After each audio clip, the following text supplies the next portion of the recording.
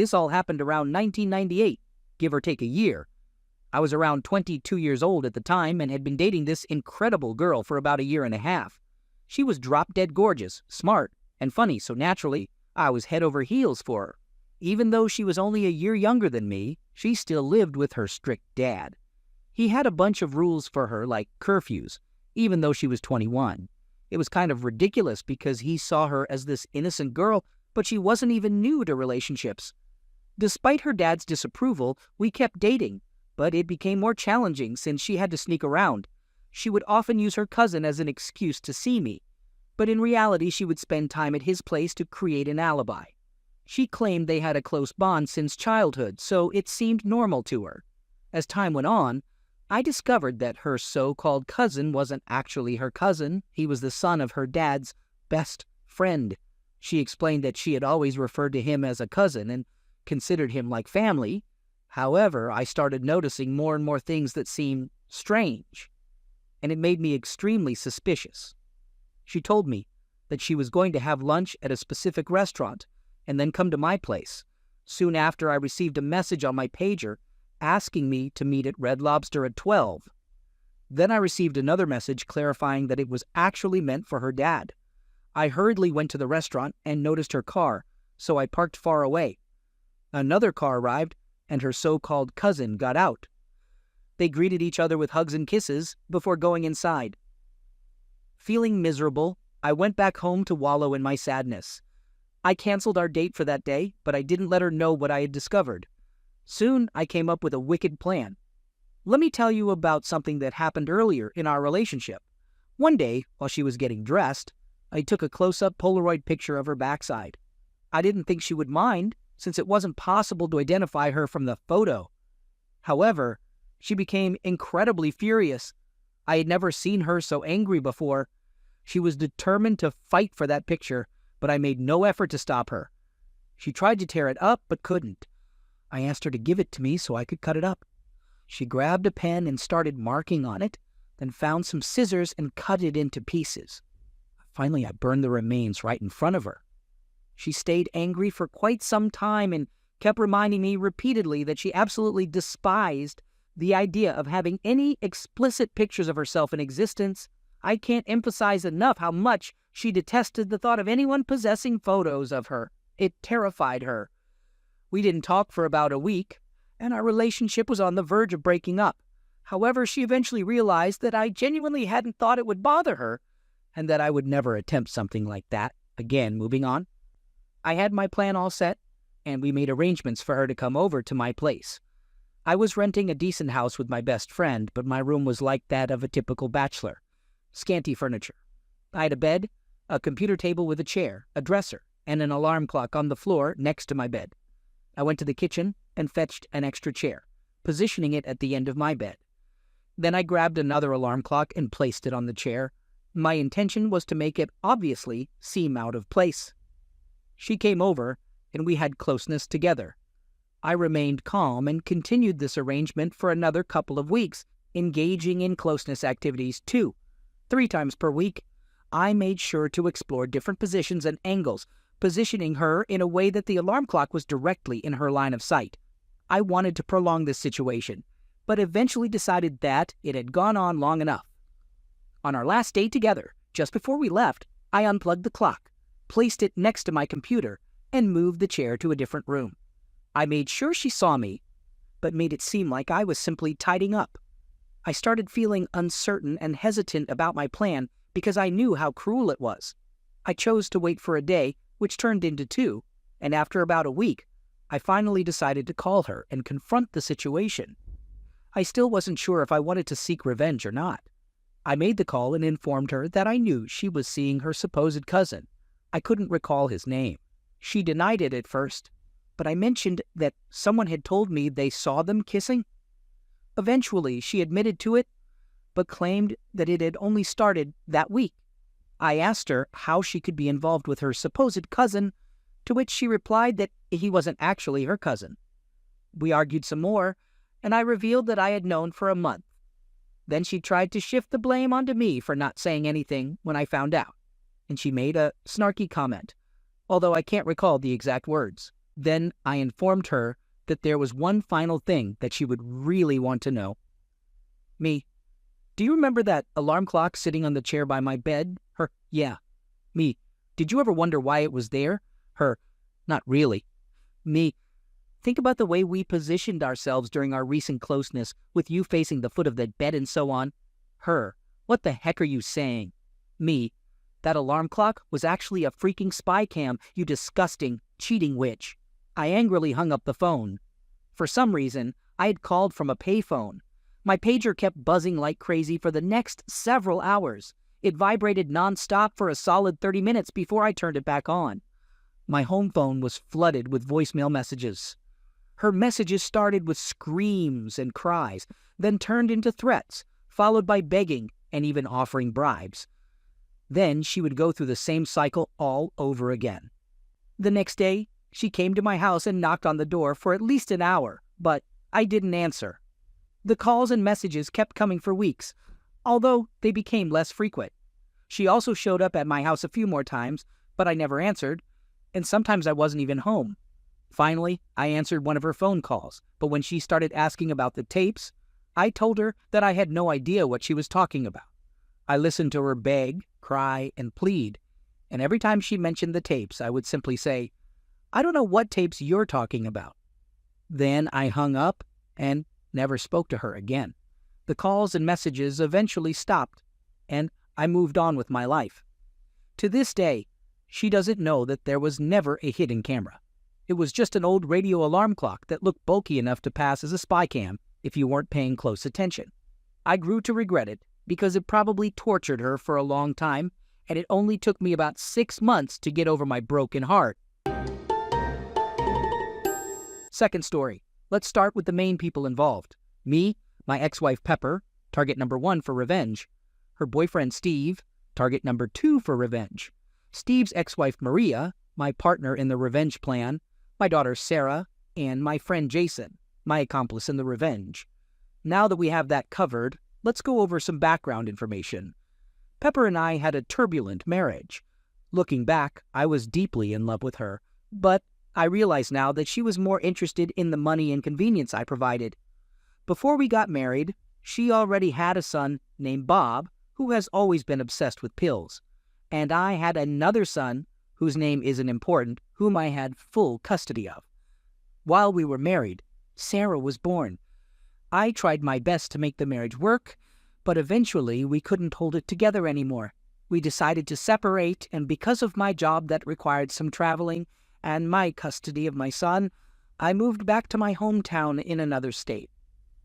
This way, my parents could help me out, but I also kept an apartment in the town where Pepper and Sarah lived so that I could still spend as much time as possible with my daughter.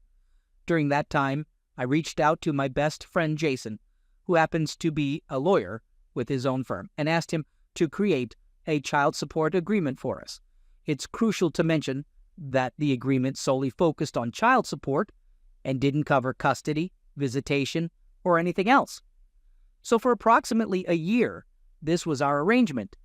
I would spend a month with Sarah while my parents took care of my other son, and then I would spend a month with my son. Almost exactly a year later, I couldn't afford to maintain 2 households any longer, and Pepper wanted to move back to her hometown, which was in a different state, but closer to where I lived. So I gave up the apartment, and she made the move. We continued in this new situation for a couple more years. Pepper and I remained friendly and even attempted to reconcile our relationship a few times, but it never worked out. I still had deep feelings for her, but we couldn't agree on important matters like where to live. I had to push myself to move on, so I started dating. On the other hand, she had been dating almost immediately after I moved out. Although I still loved her, our relationship transitioned more into that of good friends rather than husband and wife. Eventually, she met Steve. I wasn't given much information about him, except that he was a certified ethical hacker, and that was his profession, which becomes important later on. While they were dating, she would send me texts about their dates. She even texted me on the day they first became close. It hurt me deeply, and in hindsight, I think this was what she wanted. But I tried to play the role of a supportive friend and confidant. Out of nowhere, Pepper informs me that she and Steve broke up after 6 months of dating, and she suddenly realizes that she's deeply in love with me. Since it's the beginning of summer, she packs her suitcases and travels to my state. The plan is for them to spend the summer with me and see if they like it here or not. And let me tell you, we had an incredible summer together. All the kids got along well. Even Bob enjoyed being here. So, Pepper officially declares that we're back together, and they're moving in with me. We went to register my daughter for school, and she even joined a Pee-wee cheerleading team for the summer. She made some great friends and was really enjoying her time here. However, there was one issue. Pepper still had an apartment with all her furniture and belongings in it. I offered to go with my truck and help her move everything, but she insisted that she and Bob could handle it on their own. So they set off to pack up their things and then head to their new home. As you can probably imagine, things didn't go according to plan. After being home for only 3 days, Pepper dropped a bombshell on me. She declared that under no circumstances would she move, and that she and Steve were in love and planning to live together. To say I was devastated is an understatement. I couldn't comprehend why she did this to me. The worst part was that she left it up to me to break the heartbreaking news to Sarah. When I told her, the devastated look on her face transformed my feelings of hurt into anger. Then Sarah broke down and started pleading to stay with me, and she began revealing everything.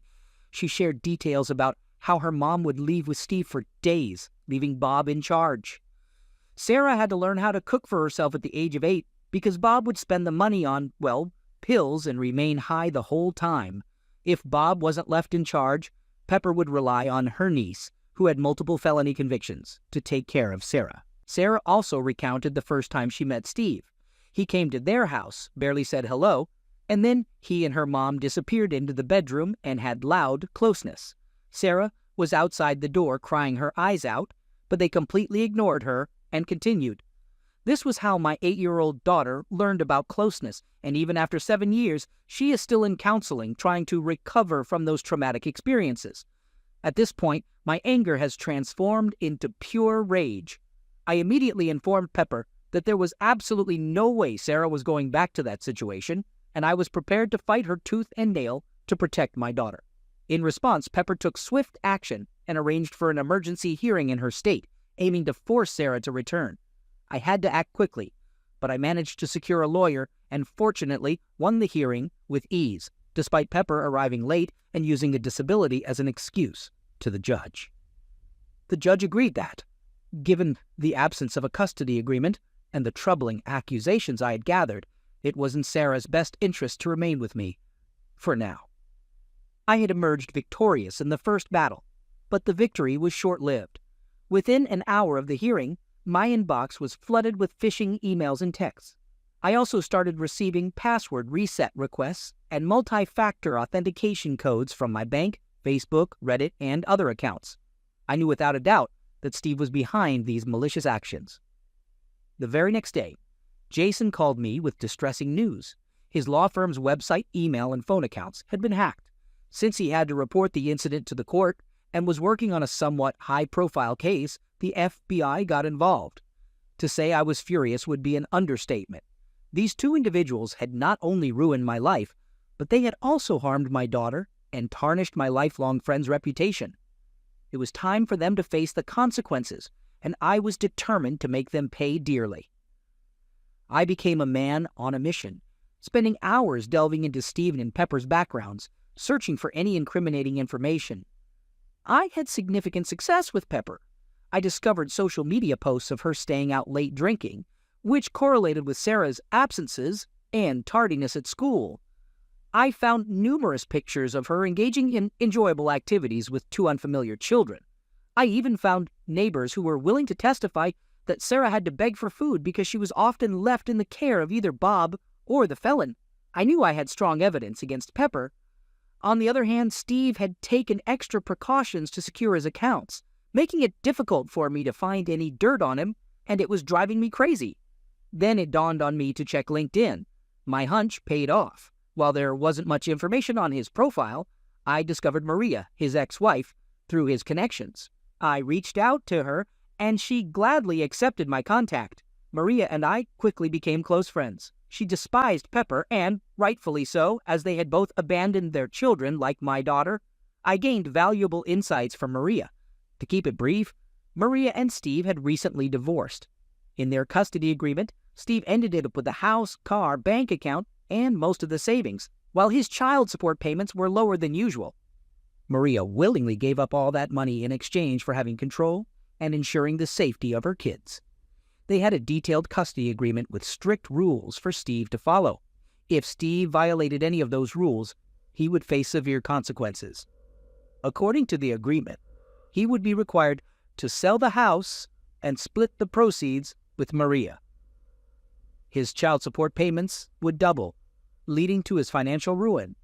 Interestingly, Steve hadn't blocked Maria on social media, and he would regularly send texts boasting about his supposedly great life without her. Many of these texts even included pictures of Pepper. Maria and I compared our findings, shared evidence, and devised a plan together. And now it's time for payback.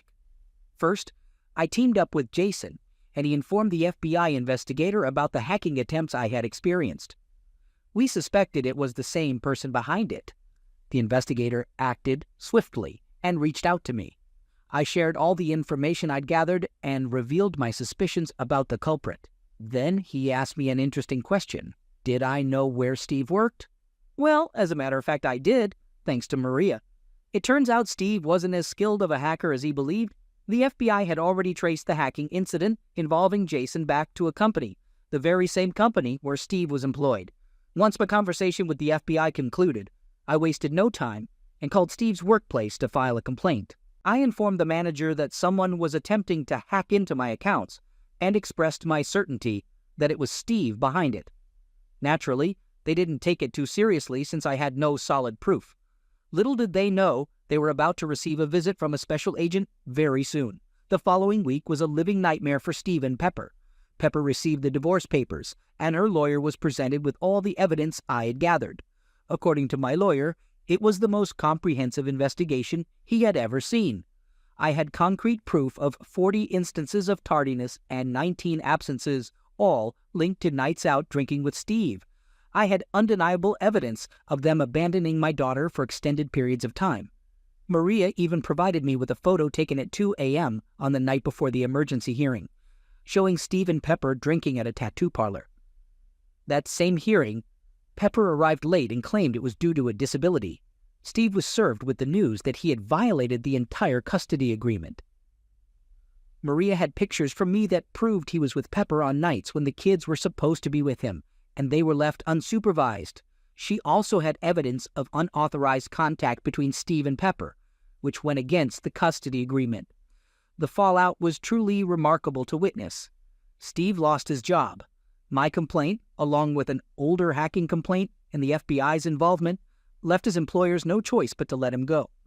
While he managed to avoid legal consequences as the FBI couldn't directly link the hacking to him, the reason for his firing became widely known, making it impossible for him to find another IT job. He had to sell the house, liquidate his investments and bank accounts, and give half to Maria. Since he no longer had a source of income, his child support payments remained the same. The last I heard, he was working at a grocery store. So in total, his income plummeted from over $200K a year to less than $40K. Pepper had a rough time during the divorce proceedings. The judge sided with me on every issue. I was granted sole custody and the authority to make all decisions regarding Sarah. Pepper was ordered to attend counseling, and her visits with Sarah and Bob must be supervised by a neutral third-party supervisor, with the expenses covered by Pepper. Sarah is making great progress. Although she still requires counseling, she's excelling in school and has made numerous friends. She doesn't see her mom often, but honestly, she's much happier and better off without her.